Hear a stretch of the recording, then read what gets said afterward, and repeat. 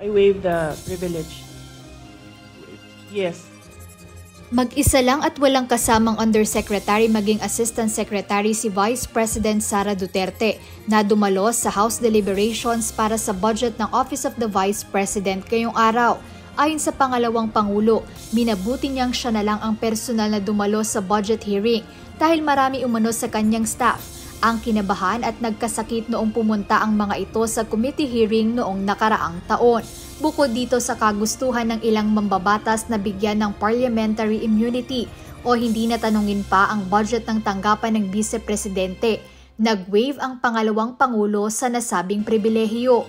Ngunit hindi gaya ng mga nakaraang hearing sa Kamara, naging mas kalmado ang pangalawang Pangulo sa pagsagot sa mga katanungan ng mga mambabatas. Hindi lang yun naging intense kasi hindi ako bumanat. Last time kasi, bumabanat ako kaya naging intense siya. So kanina, naisip ko, mabanatan ko ba ito sila o hindi?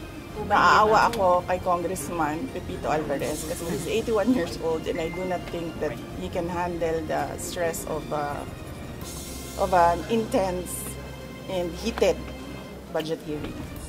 Sa pagdinig ng House Appropriations Committee sa panukalang budget ng OVP, inusisa ni House Deputy Minority Leader at ACT Teachers Party List Representative Antonio Tino ang issue sa confidential funds at madalas na pag-alis ni VP Duterte sa bansa. Ngunit makailang ulit na tumanggi si VP Sara na sagutin ang mga tanong kaugnay nito. Mabalik po tayo sa last August 8, 2024, nag-issue po ng Notice of Disallowance ang COA, Commission on Audit, sa 73.28 million na halaga ng confidential funds for 105 activities supposedly held by the Office of the Vice President from December 13 to December 31. Sabi ng COA ay wala raw accomplishment reports na naipakita or sinubmit ang Office of the Vice President para dito at inaatas na o inuutos na ibalik ang pera ng Vice President ni Gina Acosta bilang Special Disbursing Officer at ni Julieta Villa del Rey bilang Chief Accountant.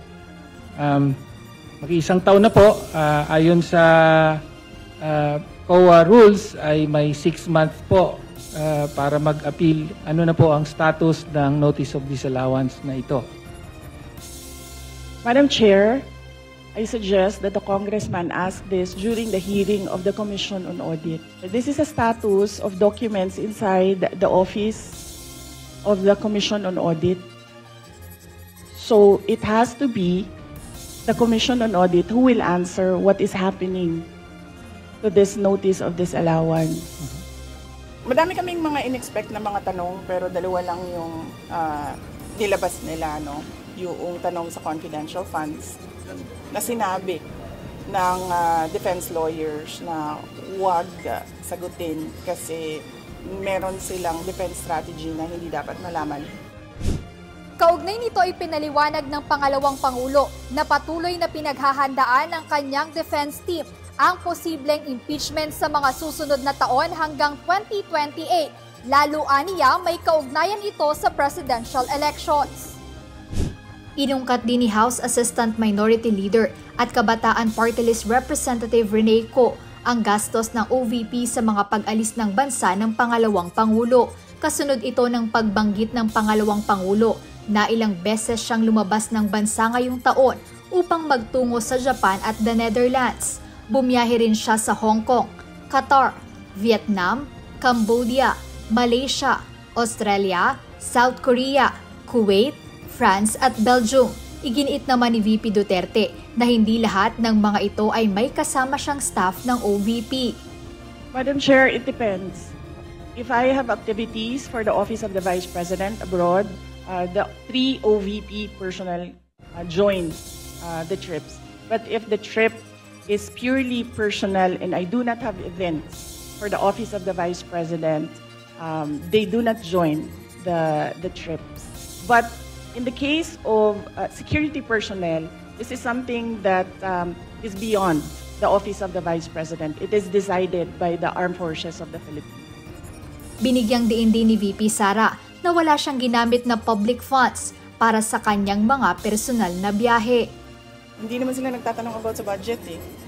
Nagtatanong sila about sa confidential funds at sa travel. Eh sinabi ko na nga eh, wala naman akong kinuhang pera ng gobyerno para bumili ng ticket, humingi para sa hotel, para sa representation per dime, wala naman akong kinuha sa gobyerno. Bukod dito, nilinaw niya na ang security na kasama niya sa mga pag-alis ng bansa ay desisyon ng Armed Forces of the Philippines na wala siyang kontrol. Napakaklaro nun, no, na wala akong ginamit para sa akin, para sa Vice President, na pera ng gobyerno para sa mga biyahe ko overseas.